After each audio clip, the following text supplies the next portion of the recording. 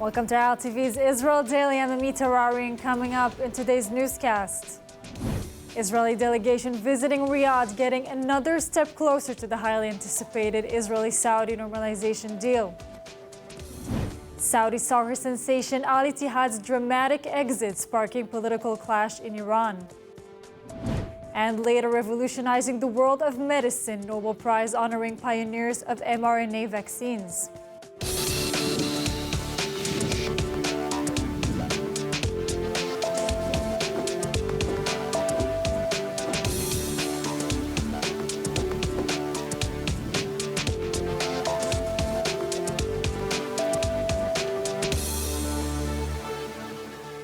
In the Gaza Strip this morning, the Islamic Jihad initiated a military maneuver simulating an assault on Israeli military positions. Palestinian news agency Sapa reported that during the exercise, they launched a rocket towards the southern Gaza Strip, activating an alert in an open area without breaching Israeli territory. Terrorist organizations in Gaza often conduct such drills weekly, but this time they occurred very close to Israel, with rocket barrages heard near Netiv HaSara. A senior military source within the Islamic Jihad's ranks revealed that the training aims to simulate an attack on multiple Israeli military positions, intending to, quote, destroy, kidnap Israeli soldiers and bolster Palestinian resistance front.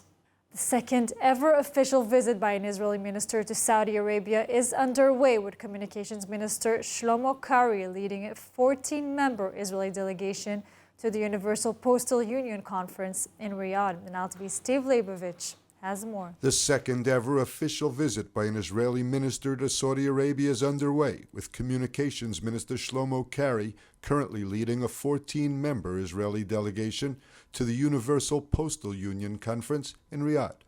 Kahri will deliver a speech at the conference and meet global communications leaders. Kahri is accompanied by Knesset Economy Chair David Bitan. The trip came a week after their Likud colleague, Tourism Minister Chaim Katz, became the first Israeli minister to visit the kingdom. In the past weeks, there have been continuing signs that U.S.-brokered normalization between Israel and Saudi Arabia is making progress, but there are also reports of Washington-led Palestinian-related roadblocks. The Jerusalem News Syndicate reports of growing frustration among Israeli and Saudi officials over what they see as pressure from Washington. Jerusalem needs to make concessions to the Palestinians as part of the still fluid normalization process between the kingdom and the Jewish state. JNS reports that both Israeli and Saudi sources familiar with the ongoing talks said Washington's focus on the issue has hampered the process's momentum and obstructed possible breakthroughs. On other issues, including the possible U.S.-Saudi defense alliance alongside a new civilian nuclear program in the kingdom, there are reportedly no insurmountable gaps. The sources reportedly said the Palestinian issue could potentially undermine the entire process, and that Riyadh is not part of the pressure on Israel to make major diplomatic concessions to the Palestinians. And we're now joined by founder and president of the Jerusalem Washington Center, also a true expert on the much-discussed warming ties between Israel and the Saudis, Gidon Israel. Gidon, 2 visits by Israeli ministers in Riyadh in 2 weeks, pre-normalization trials, and really a view forward of what the future could really look like. How would that normalization change the region? Well, I mean, it would certainly be great for Israel economically, being able to have open economic ties with Saudi Arabia. Having a peace agreement with Saudi Arabia would probably bring other Muslim countries along the way. And as Prime Minister Netanyahu said, it would basically end the Arab-Israeli conflict. That, as we know it, there would still be conflicts between Israel and countries in the region, Iran, Lebanon, Syria. But it would effectively end the major Arab-Israeli conflict. So economic ties and so much more, tourism, so many good things could come of it, as long as an agreement doesn't sacrifice Israel's security needs and other issues. Now, do you buy into the report that Washington is bringing demands relating to the Palestinians and not the Saudis? Absolutely.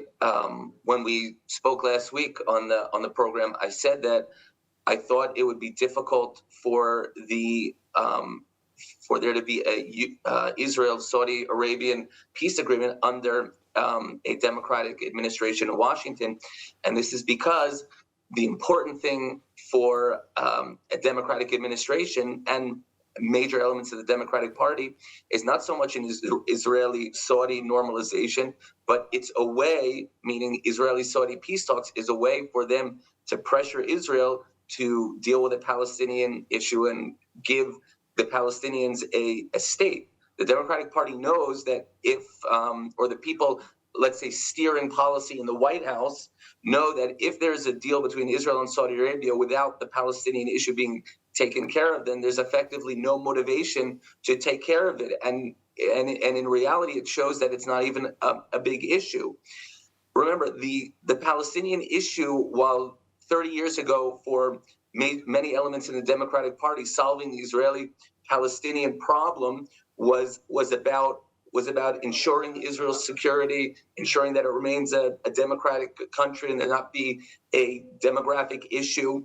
But that has evolved from looking at the issue through an Israeli lens to now actually seeing the issue as advocating for a Palestinian state because they believe that the Palestinians deserve a state, whether it be social justice issues, colonialization, or whatever. The issue for Washington and the people steering policy in Washington is that the Palestinians need a state, they deserve a state, and that's why the reports you're seeing are, I certainly buy them, and I always believed that would eventually happen. Gideon, do you agree that there are no major stumbling blocks between Israel and the Saudis, and it's only like U.S. insistence on concessions to the Palestinians that is really preventing a deal? You spoke about it last week, and it's interesting to understand what we think of it now. Well, the Crown Prince bin Salman said in an interview that he wants the Middle East, the future of the Middle East should be basically like Europe was for the past few decades. So with such a vision like that, he wants to move forward, I'm sure, and Israel obviously also wants to move forward with a peace agreement. So any issues that there could be, I'm sure could be somehow agreed upon. I know there's an issue of enriching uranium for civilian purposes. I'm not sure what the gaps are there.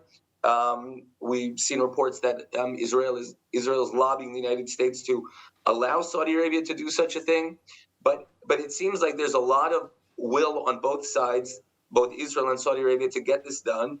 And since Saudi Arabia is not the first country, we've already seen the Abraham Accords brought in 4 Muslim countries to reach peace agreements with Israel. It seems like that this is certainly doable, but the Palestinian issue can definitely provide major roadblocks and even derail it completely. And what kind of, really, we spoke about the Palestinians, what kind of concessions is Israel being asked to make to the Palestinians? Well, we saw that there was one thing about opening a Palestinian consulate in East Jerusalem, and also economic assistance. That's what's been reported. I can't believe that those are the only 2 things. I'm sure there's more things that this administration will pressure Israel to give to the Palestinians, and that might come, in the coming weeks or down the road. But we've only heard about a consulate in East Jerusalem and economic assistance. Gideon, it seems like we're going to have to wait a long time. I mean, still, thank you so much for joining us today. It's a real pleasure, and yeah, we'll probably see you next week. Thank you. Thank you. Chag Sameach. Chag Sameach.